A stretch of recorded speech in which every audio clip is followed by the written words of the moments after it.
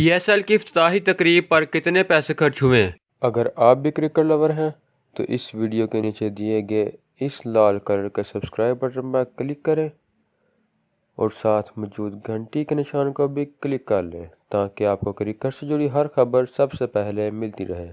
PSL 5 کی رنگا رنگ افتتاحی تقریب کراچی میں سجائی گئی۔ اس میں راحت فتح علی خان، ابرار حق، سجاد علی، صنم ماروی، آئمہ بیگ، ابو محمد، فریاد ایاز اور سوچ بینڈ میں شامل گلوکاروں نے فن کا مظاہرہ کیا۔ آفیشیل ترانہ گانے والے چاروں گلوکار عارف لوہار، علی عظمت، عالم اظہر اور ہارون بھی موجود تھے۔ آتش بازی کا مظاہرہ بھی کیا گیا۔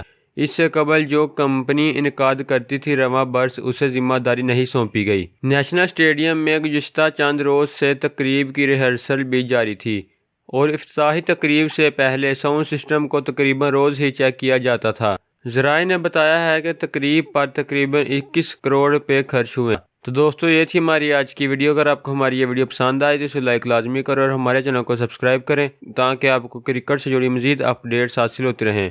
تو دوستوں ملتے ہیں اپنی اگلی ویڈیو میں۔ خدا حافظ۔